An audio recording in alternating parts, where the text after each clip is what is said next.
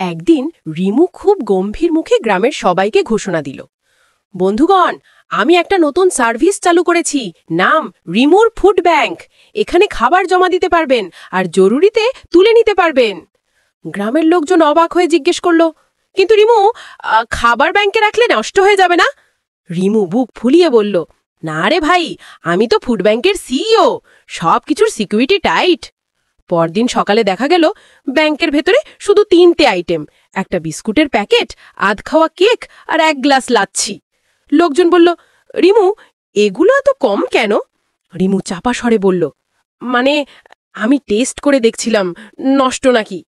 তবুও রিমু সবার সামনে বড় করে নিয়ম ঝুলিয়ে দিল।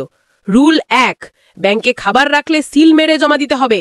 রুল 2, ব্যাংক খোলার সময় সকাল 10টা, বন্ধ 10টা। তবে রুল 3, সিইও রিমু চাইলে যে কোনো সময় টেস্টিং পরিদর্শন করতে পারবে।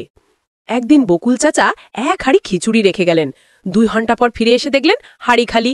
চাচা রাগে ফেটে পড়লেন, রিমু, আমার খিচুড়ি গেল কোথায়? রিমু মুখ বাঁচানোর জন্য বলল, চাচা, আজ মহামূল্যবান ভিজিটর এসেছিলেন, ইঁদুর বোর্ডের চেয়ারম্যান, তারা টেস্ট করে অনুমোদন দিয়েছে। চাচা বললেন, ইঁদুর বোর্ড আবার কি? রিমু খুব সিরিয়াস মুখে বলল, ওরা না থাকলে ফুড ব্যাংক চলবে কিভাবে? কোয়ালিটি কন্ট্রোল তো দরকার। গ্রামের সবাই তখন রাগ হাসি দুটোই মিশ্র অনুভূতিতে দাঁড়িয়ে। শেষ পর্যন্ত তারা মিলে নতুন নিয়ম করল, রিমু আর ব্যাংকের কাছে যাবে না, আর ইঁদুর বোর্ডও বাতিল।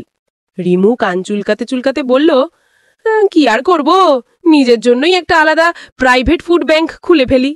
এই বলে রিমু চুপচাপ হাঁটতে হাঁটতে একটা সমোসার দোকানে ঢুকল, আর সবাই হেসে লুটোপুটি।